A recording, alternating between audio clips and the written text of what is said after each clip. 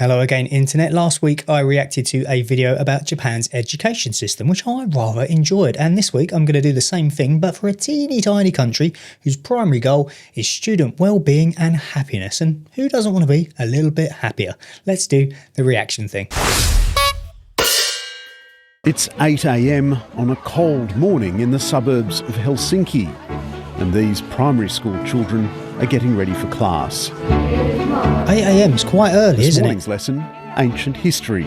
Well, they are reading with pairs some text about Egyptian ancient life.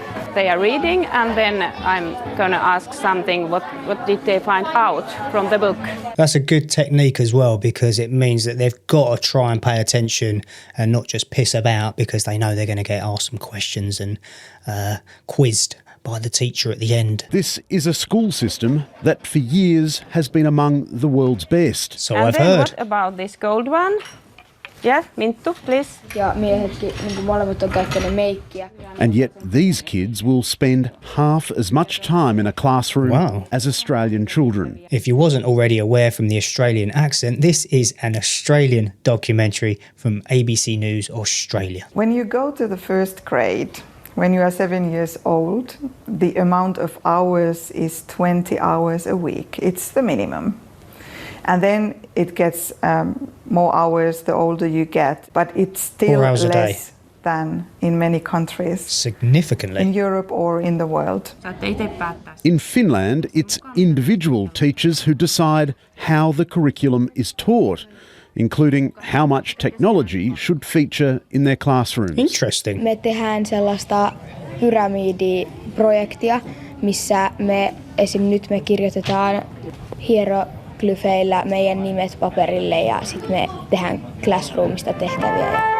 Thank God for captions and subtitles. I don't speak Finnish. 11-year-old Minttu Latomaki asks to leave class to work at the school's own student-run cafe. You can go. Yeah, that's okay. How many children do you know say to the teacher, "Miss, can I leave class to go and help out with refreshments for my fellow students?" Num, num, num, num, num, num, num. Hello. One cake for the cameraman, one cake for me, and 2 coffees. How much is it? Please? Hold on a minute. Why did he not say please? You've got these delightful young Finnish children with all sets of manners that just put most nations to shame. She's working in a bloody cafe, for God's sake, and yet that dude can't even say please. He should be ashamed of himself. How much is it? €2 and 60 cents.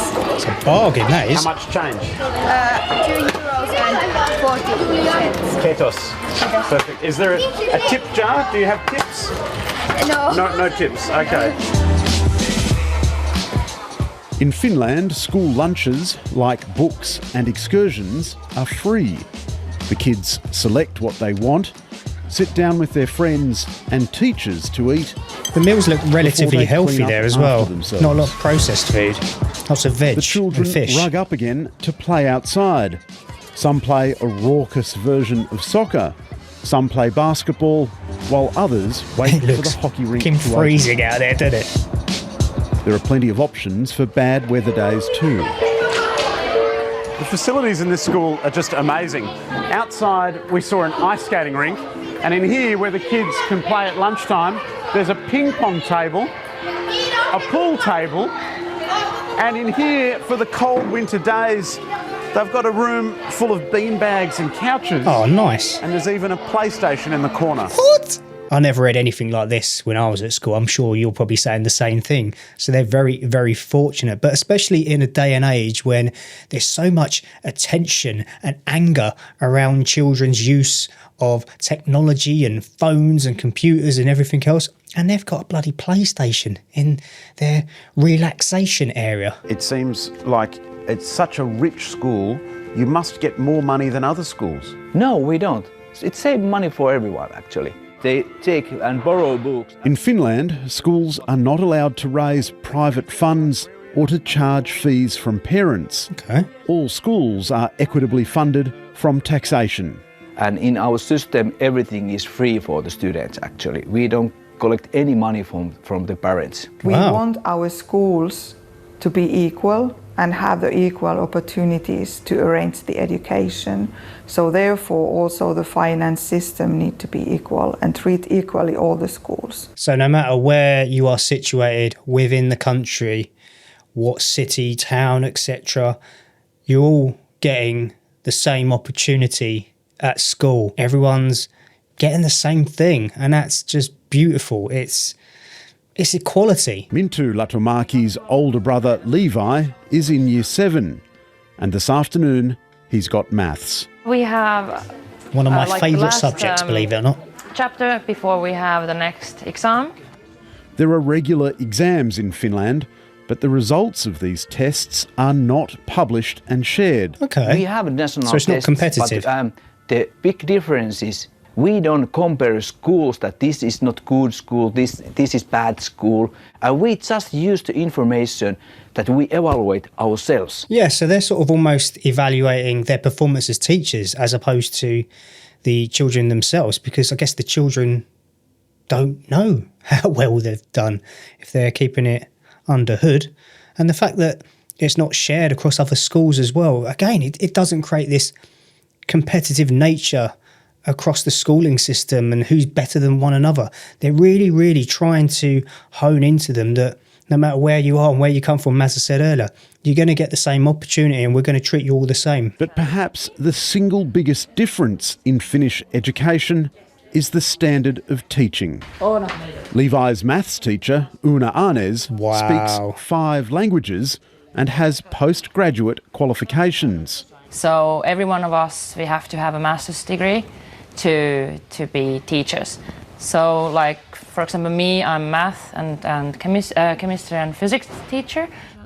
In Finland, a career as a teacher is highly sought after. And it should To be. enter the studies in university, actually, it's really hard. They take something like 10% to study teaching. If you really want to be a teacher, it can't be your second or third or I don't know what kind of option. It has to be your first. I All believe in. that they know what is the best for our children. I'm not a teacher, I don't have that education, so we don't interfere their work. See, they've got this huge amount of respect for them because they've put in the hours and the graft. Look how highly educated they are to get into that position. So, yeah, they trust them with their kids. They trust that they know what they're doing, that they're going to teach them the right and the wrong things, not only about the educational subjects that we all are familiar with, like maths and science and English and chemistry and history and all that kind of stuff, but just like moral things as well and mannerisms and just the foundations of being a good human. In Finland, there's little anxiety about finding the right school for your child. We trust that they have very good school, so we don't need to do any research work or... I think that is not a question No, in no. Finland. That's so different to the UK. I see parents, even my sister and people like that, when she had her child, just stressing and fretting constantly about where they were going to send their kid to school and could they get them into the school that they wanted them to go to because it was better than the one down the road or all of this kind of stuff. And that's just, I mean, parents have enough to worry about without that part of not even their own life, their child's life. But of course it impacts them as well. So not having to worry about that and just having that stress-free reassurance that school's going to be all right, no matter where you send them. It's just a huge weight lifted off their shoulders. Finland is a vastly different country with a tiny, homogenous society. But its education success must surely offer some lessons for Australia. I would like to say that try to build the system that you trust the people. And its investment in teachers seems an obvious place to begin. The society respects the teachers. It means also the parents respect the teachers and they don't question the teachers. And that's in Finland a really huge thing. Watching that back, it comes as no surprise as to why Finland is consistently ranked as one of the happiest countries on earth. I mean, even me, I smiled a few times in places there, and I'm a miserable bastard. In comparison to the Japanese system, which is highly academically focused, the Finnish system is more relaxed and chilled and at ease.